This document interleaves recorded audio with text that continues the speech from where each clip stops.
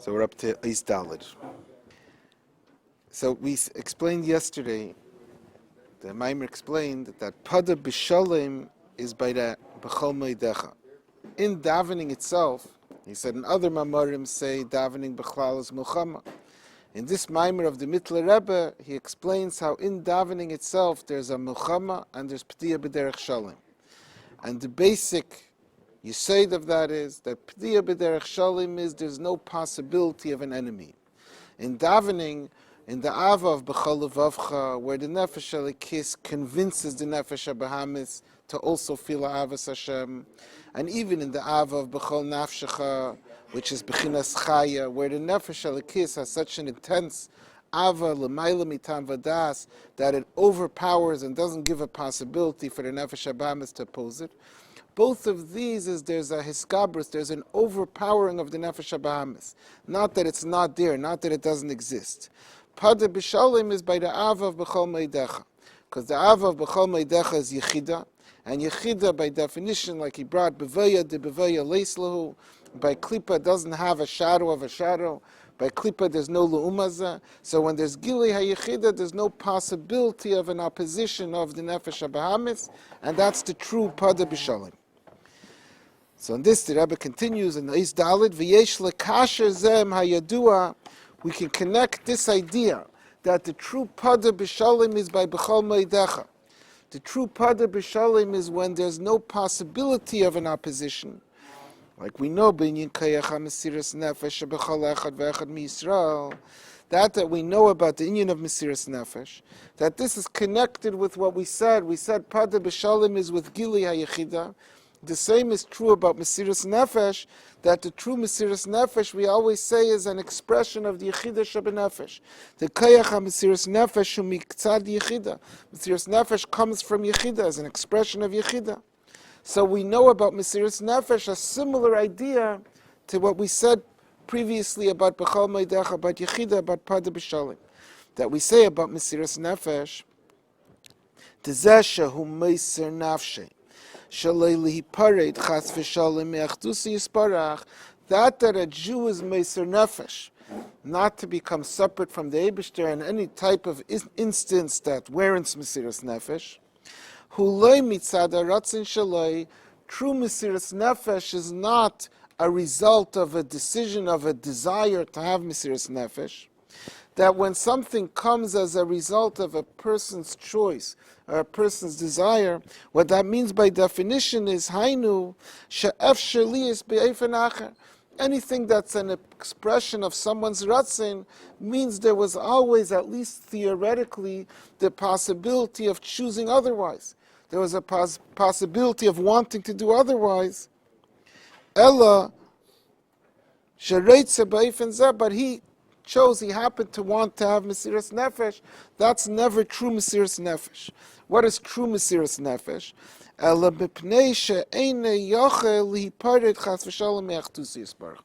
True Mesiras Nefesh results from that level of the neshama that a person is not able to act differently. And that's what distinguishes this week's parasha as the beginning of Mesiras Nefesh, the story of the Akiva, of Ram's Mesiras Nefesh. And Chassidus explains always what distinguishes Mesiras Nefesh from seemingly lahavdil, acts of tremendous sacrifice, even people who give away their lives, not by Yidden, is there could be a sacrifice that someone chooses that a certain ideal is very important, very precious to him, and it's so precious that it's more precious than life itself. And he'll give up his life. That's not Mesiras Nefesh. That's, in a sense, the opposite of Mesiras Nefesh. That's a person caring about what he cares about. And Mesiras Nefesh is that a person doesn't think about himself at all. And that's why the proof, or the example in Tanya of Mesiras Nefesh, is that a kal shebekalim is Mesiras Nefesh. That a flippant person, a person who doesn't care about Yiras Shamayim, and nevertheless, when it comes to Mesiras Nefesh, suddenly he stands up to the plate. And that Mesiras Nefesh is an expression of this Yechida. That's the true Mesiras Nefesh that results not of a decision or a choice or a desire, but it results from not being able to act otherwise. Just like we said about B'chol Moedecha, the Padah BeShalom is when a person accesses the level of the neshama that there is no lu'umaza, there's no possibility of another conduct. Valpiza yesh levar. He says, with this that we said about Padah BeShalom, and corresponding with that about Mesiras Nefesh, that the idea of Mesiras Nefesh is when there's no possibility of behaving otherwise, because the person is accessing his Yechida. By Yechida, ein kenegda l'umazeh, there's no room for a l'umazeh. With this we can answer our basic questions, says the Rabbi. In many places in Chassidus is explained, Shaha'ava de b'chol me'idecha hu inyan ha'mesiras nefesh. Chassidus says which part of Kriya Shema contains the idea of Mesiras Nefesh, v'ahavtas Hashem Elokecha b'chol me'idecha. Without Chassidus, someone will tell you, you'll ask someone, where's the inyan of Mesiras Nefesh? Say, b'chol nafshecha. That's what the Gemara seems to say. B'chol nafshecha is afilu hu neitelas nafshecha. Really, says the Rebbe, if you think about it, even b'chol levavcha is Mesiras Nefesh. Not only that, Shema Yisrael, Hashem Elokeinu, Hashem Echad is Mesiras Nefesh. It says in the Machzer, when you say Hashem Echad, you're supposed to picture yourself having Mesiras Nefesh. Why does Chassidus say that Mesiras Nefesh is specifically B'chol Meidecha? What about all the ideas of Mesiras Nefesh and the phrases leading up to that? It says, why do we in Chassidus connect Mesiras Nefesh specifically with the B'chol Meidecha? Loving Hashem, the beginning of the pasuk. V'ahavtas Hashem Elokecha b'chol levavcha u'v'chol nafshecha mechayeves l'chayra inyan Mesiras Nefesh. That also would seem to need to result in Mesiras Nefesh. If someone loves Hashem with his whole heart, so b'chol levavei means that b'shnei yitzarecha, he doesn't have any other wants, any other pleasures in life, because his nefesh habahamis only loves Elikus. Automatically, such a person doesn't have any pursuit in life, and even if he has to give up his life, this is what he loves more than anything else. This would have to result in Mesiras Nefesh. So seemingly already b'chol levavcha should result in Mesiras Nefesh. V'alachas kama v'kama k'shavasei esavaya hi b'chol nafshe. And for sure, when he reaches B'chol Nafshecha, that B'chol Nafshecha is he has an overpowering love of the Eibishter, L'mayla mitam v'das, that's higher than Seichel, it's more powerful than Seichel, than his rationale. For sure, then Chazal say B'chol Nafshecha means, is translated as Afilu hu neitelas Nafshecha. So when he has B'chol Levavcha and for sure B'chol Nafshecha, Harei bevada yimser nafshei avurei. For sure that love will lead to him having Mesiras Nefesh for the sake of the Eibishter. Such a strong love doesn't allow him not to give up his life. Umahu ha'ilui v'hachidish, what's special, what's unique, ba'ava de b'chol meidecha, that Chassidus connects Mesiras Nefesh specifically with b'chol meidecha, that b'chol meidecha was mechadish, the idea of Mesiras Nefesh. V'abir bazeh, the answer we'll understand based on what we said until now. Mesiras Nefesh mitzad ha'ava de b'chol levavcha b'chol nafshecha. True, if someone loves Hashem in a way that could be truly described as b'chol levaveh, both his nefesh habahamis and his nefesh alkis only love the Eibishter, and for sure b'chol nafshecha, this overpowering love that's l'mayla mitam vadas, he's going to be meiser nefesh. But that Mesiras Nefesh that comes from b'chol levavcha b'chol nafshecha, it's a Mesiras Nefesh that's an expression of what he wants. I love the Eibishter more than anything, so I'm going to give up my life for it because it's the most dear thing to me. This is my desire. This Mesiras Nefesh is an expression of me, of my choice, of my agenda. Ba'ava, it's just the difference between b'chol levavcha and b'chol nafshecha is how strong, what kind of a desire, what kind of a ratzin, what kind of a feeling is leading up to this Mesiras Nefesh. B'ha'ava de b'chol levavcha, if it's the ava of b'chol levavcha that's resulting in the Mesiras Nefesh, that b'chol levavcha is nefesh, ruach, neshama, is naran, is the keiches pnimim, it's a ratzin shal pitam vadas. It's a rational ratzin. It's a feeling, it's a desire that's rationalized by me. It's not such an overpowering desire. Uba'ava de b'chol nafshecha. If the person reaches a higher love, the ava b'chol nafshecha, which is chaya, which is in the keiches hanefesh connected with chaya, Then it's a ratzin shalamayla mitam vadas. It's a higher ratzin, but it's still a ratzin. It's what I want.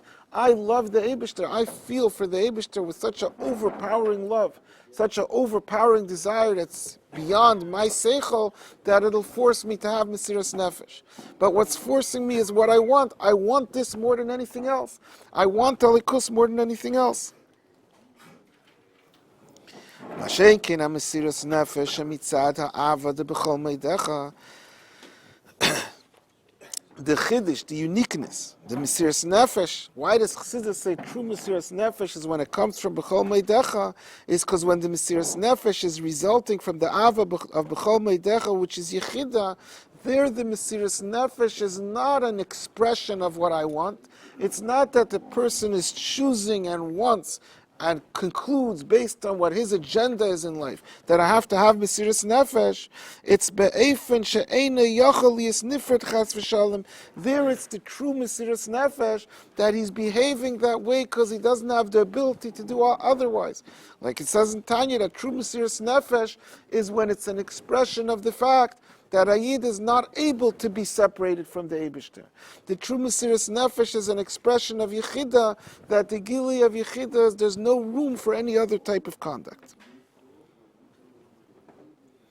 And therefore, even though B'chol Levavcha and B'chol Nafshecha may also result in a conduct and a practice of Mesiras Nefesh, but that's not true Mesiras Nefesh. That's the person, that's the Mitzias, that's my desire. True Mesiras Nefesh is only when it's coming from the Ava of B'chol Meidecha, that the Ava B'chol Meidecha is really not a description of what I want. It's accessing that Yechida, that I'm at the level of my Nefesh where there isn't any possibility for anything except me being alone with the Eibishter. Why is it called an Ava? What? Why is it called an Ava? Saying what type of That's, no feeling or emotion, right. you don't even know it's there until you find out. That's a very good question.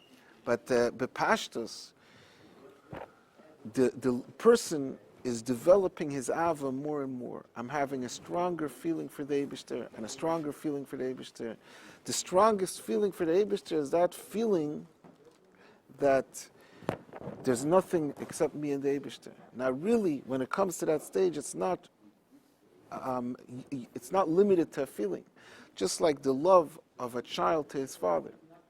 The real love of a child to the parent is also a love that I can't be separate. This is my father. A child will do more for his parent than he does for itself, like it says in Tat for himself. The love is more than he loves himself. It's not it's not the ultimate Yechida, but it's similar. The love comes to the point that it's not about what I want, it's because that's my true essence, that's me. V'zehu, and now that we explained the uniqueness of B'chol Meidecha, which is, we brought it in, that's similar to the uniqueness of Padah BeShalom, Aptiya B'derech Shalom versus Aptiya B'derech Milchama. This is why Mesiras Nefesh is Ba'ava de B'chol Meidecha. This is why true Mesiras Nefesh is by the Ava of B'chol Meidecha. So the first point is, L'cheira, let Mesiras Nefesh. At the end of the day, if someone loves the Eibishter B'chol Levavi, we said he could also be Mesiras Nefesh. True, there the Mesiras Nefesh is an expression of what I want. What's wrong with that? Why can't that also be categorized as Mesiras Nefesh? Why does Chassidus always connect Mesiras Nefesh with B'chol Meidecha? He says, because that's not true Mesiras Nefesh. Ki Mesiras Nefesh hu inyan habitul. True Mesiras Nefesh is a Mesiras Nefesh that's bittul. The definition of sacrifice is I'm giving something up. I'm forgetting about myself. And therefore, even though the act of Mesiras Nefesh, the behavior of Mesiras Nefesh may result from B'chol Levavcha and B'chol Nafshecha, but that's not, by definition, it's not Mesiras Nefesh. It's not giving myself up, sacrificing myself. It's doing what I really want. V'amitis inyan habitul. When could the Mesiras Nefesh be described as bitul? Hu kesha Mesiras Nefesh hi loy mitzad haratzin, is when the Mesiras Nefesh is not a result of the ratzin, the mitzias of the person. It's not expressing what I really want, that then it's about me. El mitzad elikus, it's because my connection, my inherent connection with the Eibishter doesn't leave room, doesn't give a possibility for me to do what I want. So then that Mesiras Nefesh is a true idea of bittul. There's a Is the Maamar a seichel? what? Is the Maamar a seichel? Even B'chol Nafshecha is higher than Seichel. Yeah, but B'chol Meidecha is even more. B'chol Nafshecha is higher than Seichel, but not higher than the person's Metzias. Because that's what I want. I want it high in a way that's higher than Seichel. Yechid has nothing to do with what I want. That's who I am. That's what my Metzias is. It doesn't allow me to be different. There's a very beautiful explanation of the Rebbe in this week's Pasha. Rashi brings that Eibusha said to Avram, Kach noes pinchas yichidcha shahavtes Yitzchak. Please listen to me and go take Yitzchak and bring him to the Akedah. So Rashi says, what's ein no? No is a bakasha. Why please? Why is the beseeching? He said, bevakasha mimcha ameidli bazeh shalayemru ein mamish berishenis. The Eibusha said to Avram, please withstand the nisayin of the Akedah, because otherwise people will be able to say, the other nisyanis is no big deal. The Rebbe asked the obvious question, what do you mean, ein mamish berishenis? Let's say that the nisayin Akedah is greater and surpasses all the other nisyanis, but the other ones can't be minimized either. Kiv Shanai, she jumped into a burning furnace. How come if he's not going to withstand the nisayin Akedah, someone will be able to say ein mamish berishenis? And the basic explanation is, one of the explanations, that the other nisyanis, there's room for someone to say, he jumped into the Kivshan Aish, because Avram was so taken up with the ideology of one God, of the Eibishter, that life isn't worth living without that. Just like Lahavdil, someone could sacrifice himself for an ideal, it's really about him, it's not about Bittul. It's the biggest expression of his mitzias. My ideal and my feeling and my policy is so important that I'm going to even put my life aside. By the other nisyanis, it wasn't. There would be room. Yemru ein mamish berishenis. Someone can view it. Someone can interpret it as Avram caring about his ideology, caring about his preachings, his teachings. The Akedah was against Avram's nature. Avram was Isha Chesed, and here he was going to do the act that superficially is the ultimate cruelty. This can't be an expression of himself. And therefore, this is the Nisayan that shows, that's the indicator that all the Nisyanis were true Mesiras Nefesh, were the idea of Bitta, like we say. It wasn't expressing what I want, wasn't promoting my agenda, but putting myself aside and being bottled to the Eibishter, that's the ultimate definition of Mesiras Nefesh. Huh?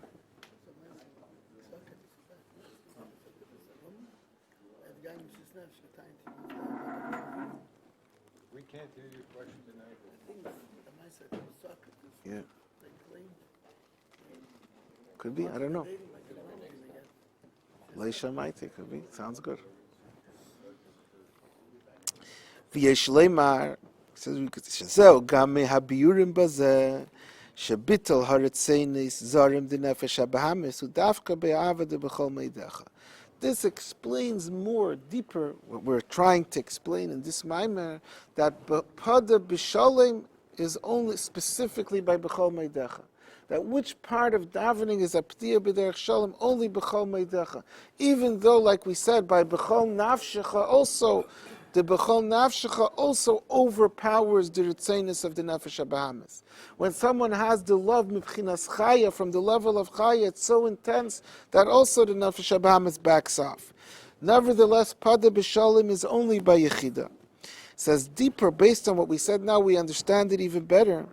So till now we said, because the Ava of B'chol Nafshecha is B'derech his Gabrus. We said the Ava of B'chol Nafshecha, even though the Nefesh HaBahamis backs off, it was overpowered. And overpowering it is an idea of a Milchama. There was some subtle type of a war. And now we're saying it even more than that. Mikivan shemitzad avazu. Yeshev Sharius Shalei Limser Nafshay.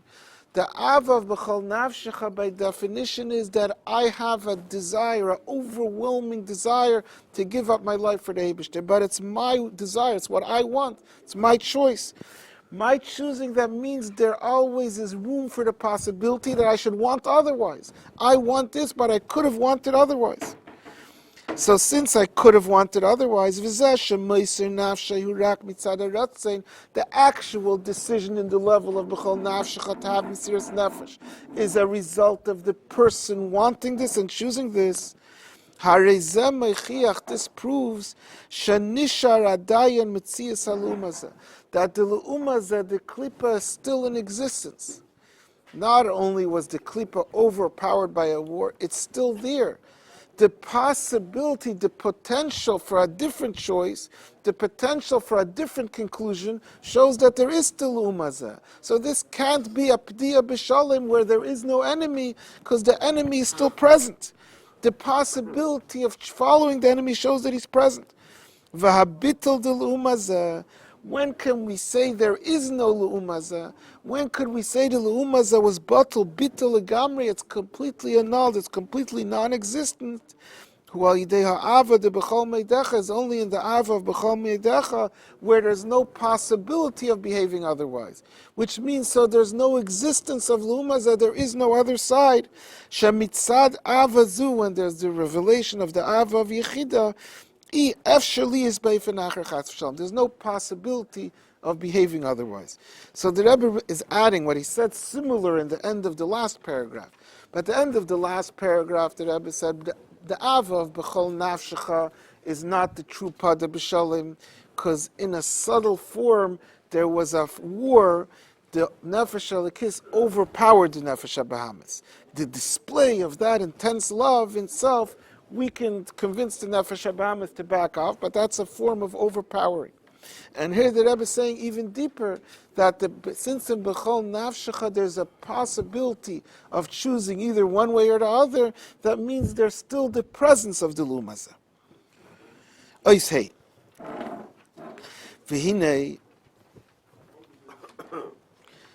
So what we're doing is we're breaking down that even though there's the general distinction that davening might be p'tiyah b'derech milchama, teiras p'tiyah b'derech shalom, but we're breaking it down and showing there's different levels of milchama and different levels of shalom, and we're going to do that more and more now.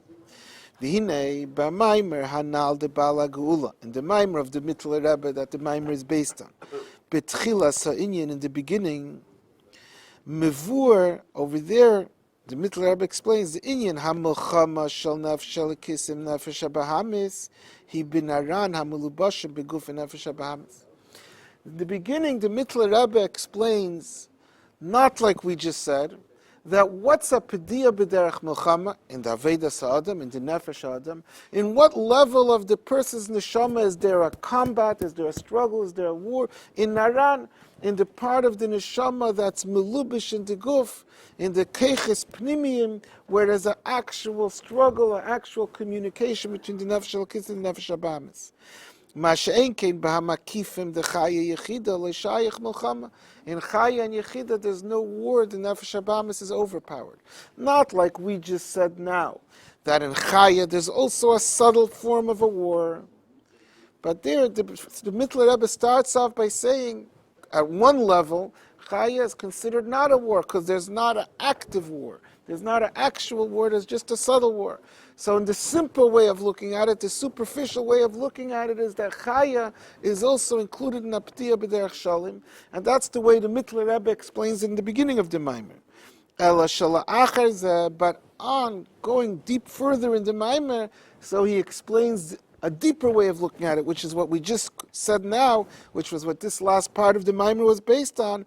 Behemshech HaMaimer, and the continuation of the Maimer, Mevar bepratius yeser. There the Mittler Rebbe says, if we look at it deeper, if we look at it more specifically, that shegam bepchinas chaya yesh inyan ha-milchama, more bepratius chaya is included in ha-milchama, like we explained, because in chaya there's really, it's an overpowering of the Nefesh HaBahamis, it's a subtle milchama.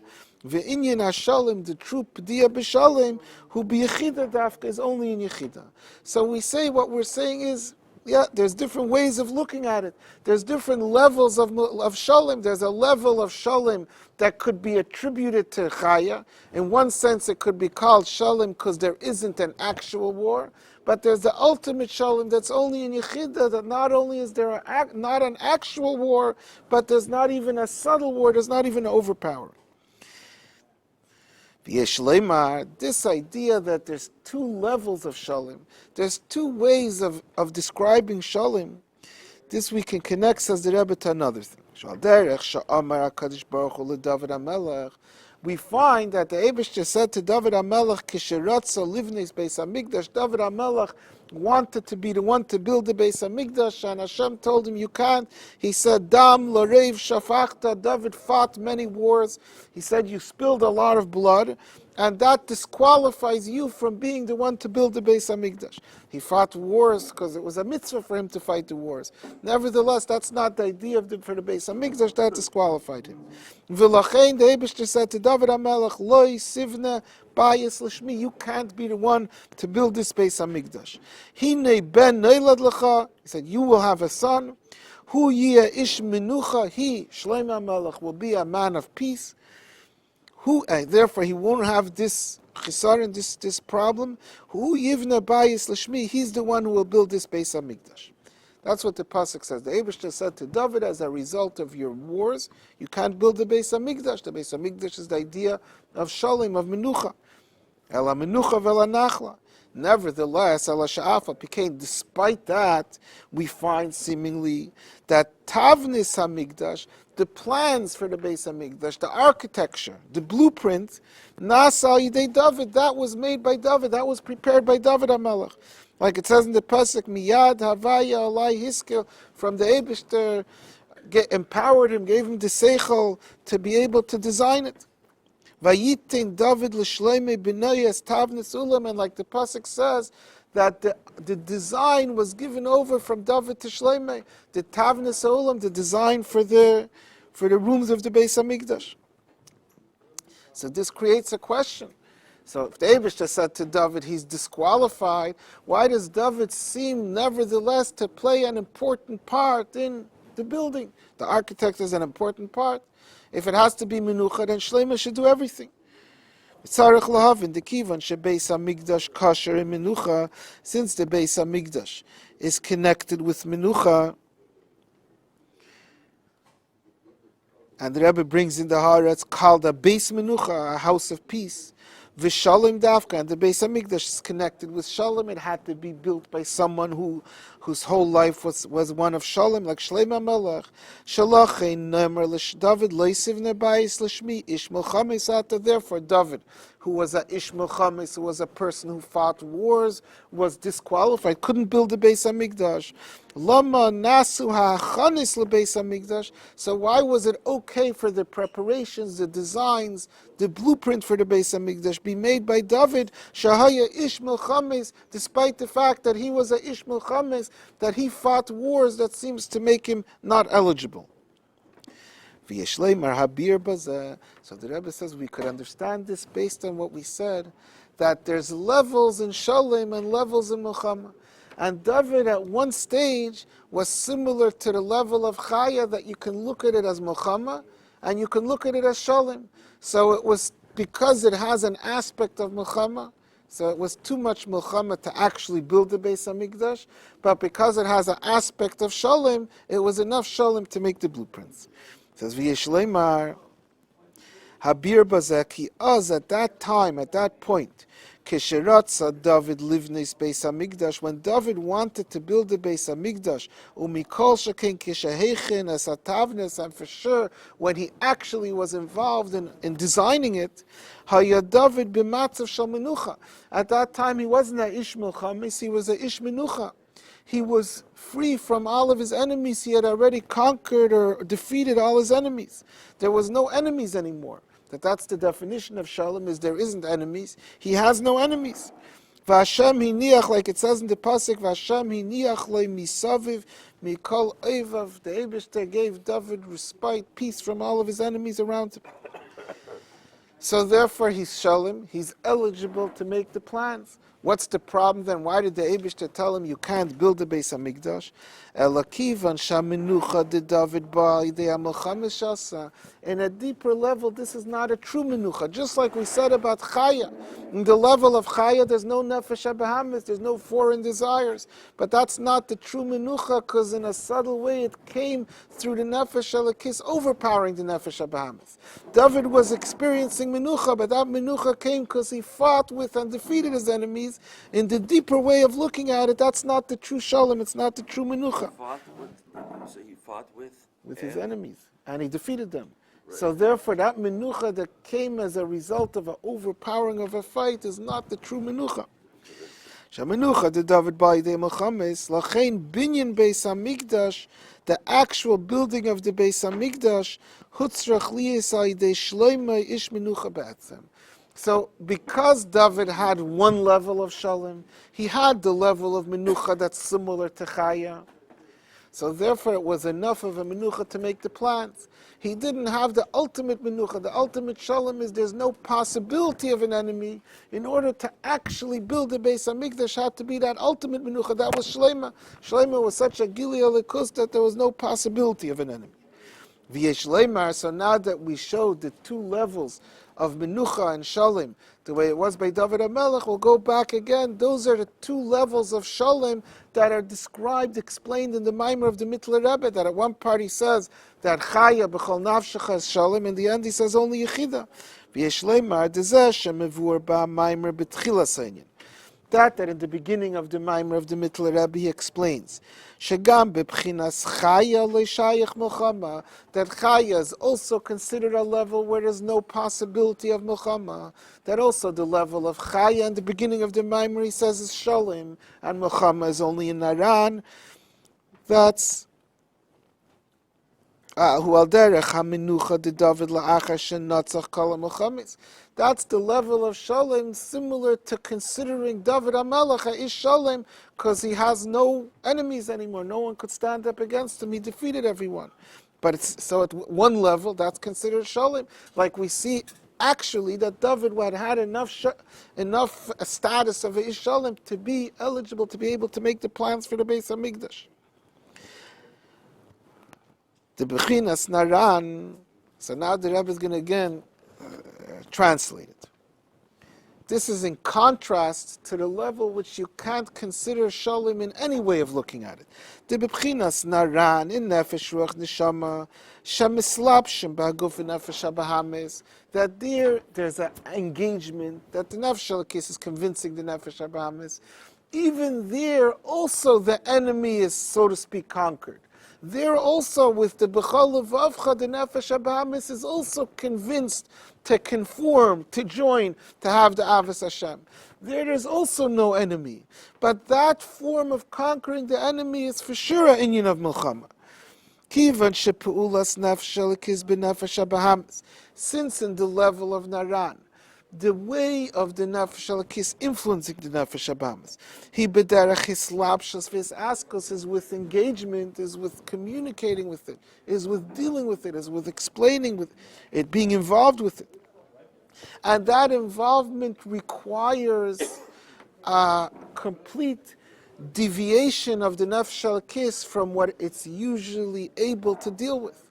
And that deviation from it to go away from its normal mindset and put itself into a mindset that will be comprehensible to the Nefesh HaBahamis, that's a struggle, that's a milchama. And therefore, Naran, no matter how you look at it, even though it reaches the result of the Nefesh HaBahamis joining forces, is always going to be considered an inyan of milchama.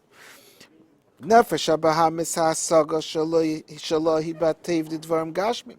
The Nefesh HaBahamis understands. Its language is the language of the world. It understands physical and material pleasures. V'nefesh Elokis misasekes ima levar la'atev d'Elokos. The Nefesh Elokis is trying to explain to the Nefesh HaBahamis that really Elokos is good.